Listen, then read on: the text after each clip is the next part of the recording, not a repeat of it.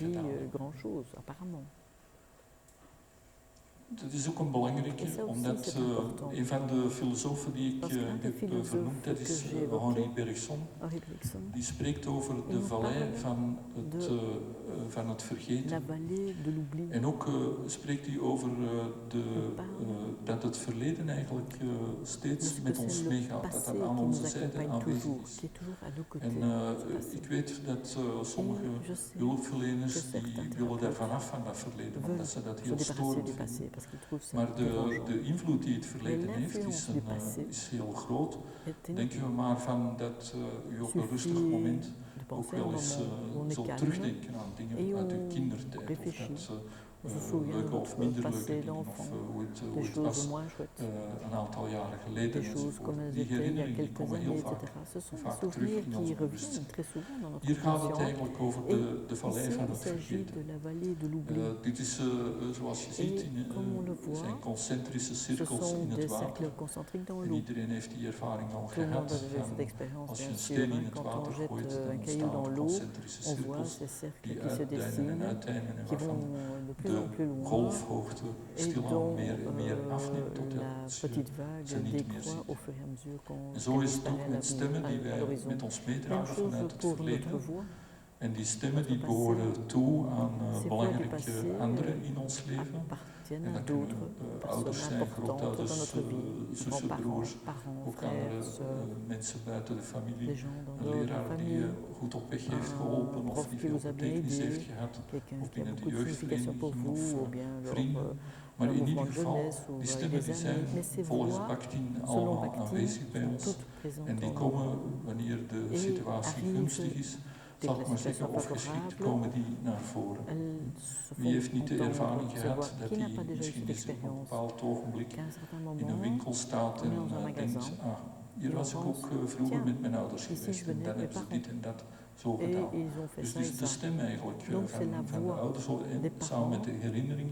Je kunt ook stem vervangen door betekenis of herinnering betekenis. Die komt vaak in ons op en op allerlei momenten kan dat optreden. Marcel Proust heeft daar ook in zijn romans voorbeelden van gegeven. Maar wat gebeurt er nu met deze stemmen? Die zijn niet allemaal even krachtig aanwezig. En hoe verder dat ze van ons liggen, hoe minder dat we daar eigenlijk zo direct bewust kunnen aan denken over wat hun invloed is geweest of wat ze voor ons leven eigenlijk waard zijn geweest.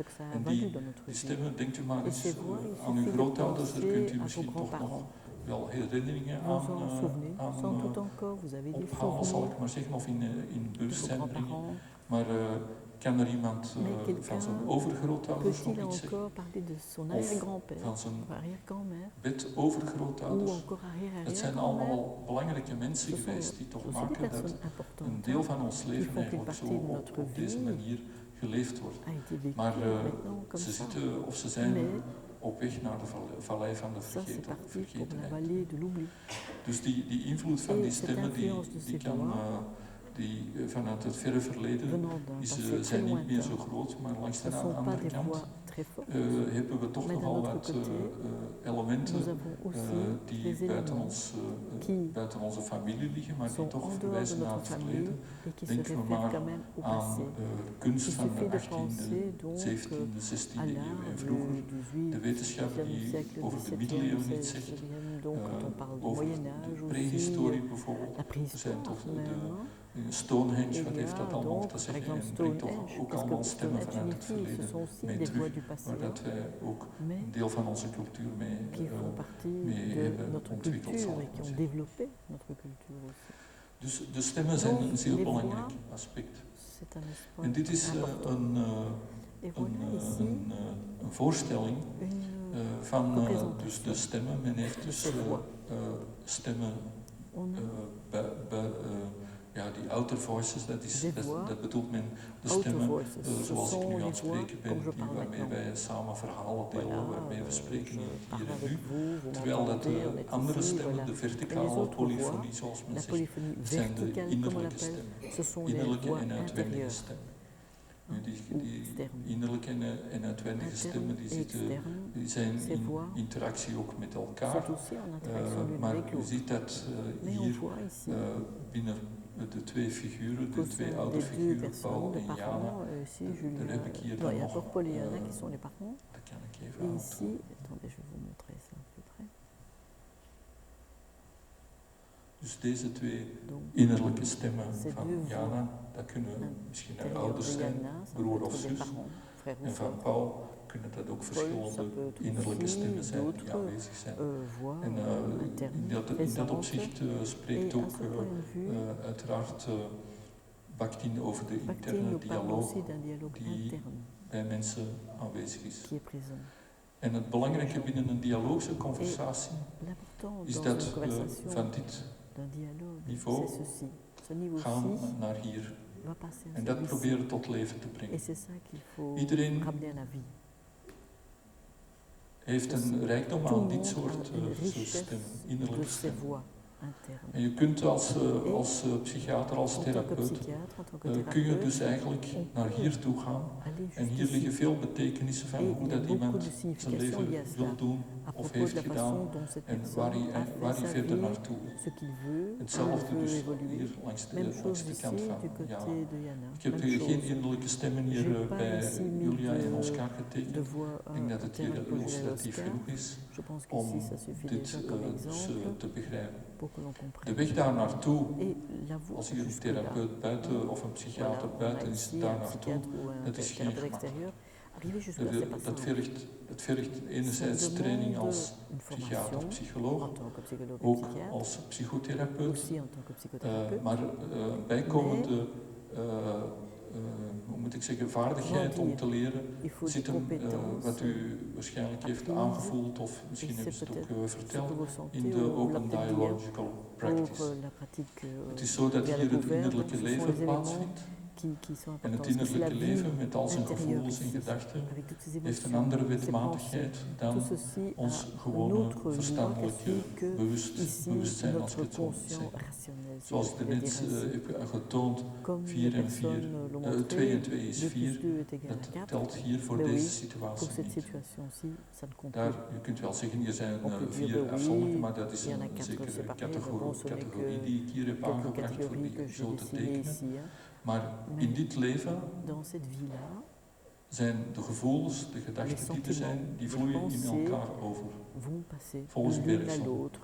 Bergson zegt dat het hier een voortdurende afwisseling is van gevoelens en gedachten die in elkaar overgaan, geen grenzen met elkaar kennen en die altijd, of die een grote sturende kracht hebben in het leven van de mens. Nu, hoe kun je daartoe komen? Enkele voorbeelden. Gewoon in het dagelijks leven kom je dat ook tegen. Als je 's avonds gaat slapen en je gaat op je bed liggen, je doet het licht uit en je ligt nog wakker, dan kan ik bijna zeggen dat iedereen andere gedachten krijgt dan waar dat hij mee bezig was. Dat hij aan andere dingen begint te denken en iedereen zal die ervaring wel gehad hebben, van het ene gedacht in het andere komt en binnen de 10 minuten zit je ergens in een ander soort sfeer. Dat is een mogelijkheid om tot die innerlijke dialoog hier te komen.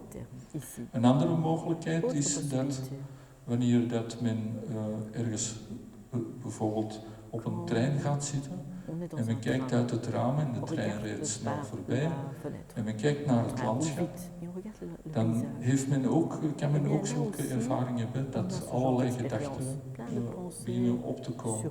Aan de hand bijvoorbeeld van een boerderij die je ziet staan, of een boom, of een dier, of een grasland.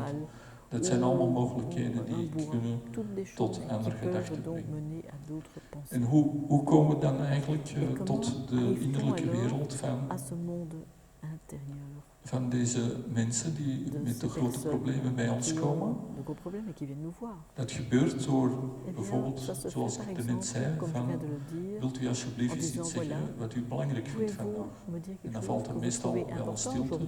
Ik bereid de mensen daarop voor dat ik Ik kan zoveel vragen stellen als ik wil vanuit mijn vak en wat ik ken uit mijn ervaring. Maar dat zijn niet de vragen waar dat zij op zitten te wachten. Zij hebben zelf iets in zich wat naar boven dient te komen, waarin dat ze eigenlijk iets over willen zeggen ten opzichte van mij. En wat ik daarnet heb gezegd, er is een spreker en een luisteraar. Er moet nog een woordje aan toegevoegd worden aan die luisteraar, namelijk een actieve luisteraar. Die zomaar er niet zit om te zeggen enzovoort enzovoort. Dus we beginnen eigenlijk de sessie om te proberen de patiënt of de persoon die voor ons zit te vragen wat hij vandaag wil vertellen. Meestal binnen de 5 à 10 minuten zijn er minstens 2 thema's aan de orde waarop ik iets kan zeggen. En waarop dat soms een heel hoofdstuk overgaat. En waarover dat we dan een uur kunnen hebben. Belangrijk is van niet met uw eigen vooroordelen te komen of uw eigen gedacht van welke diagnose dat er in u zou zitten of dat binnen, ik zal maar zeggen, systeemtherapie, dit en dat wat ik dan hoor, zo'n constellatie van een systeem aanwezig is. Dus dat allemaal wat achteruit te zetten en ontvankelijk te zijn voor wat de patiënt vertelt.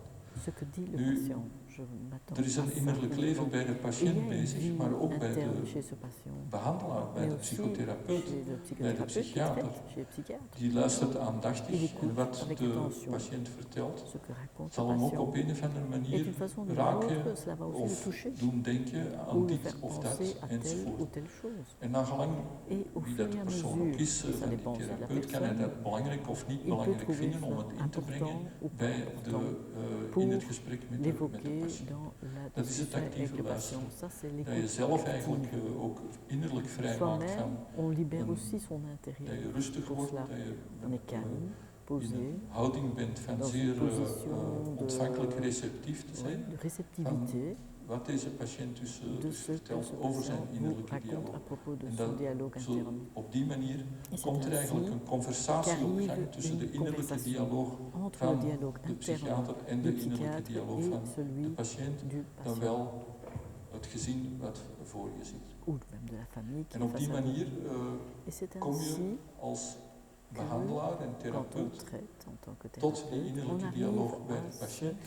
En verneem je ook van hoe dat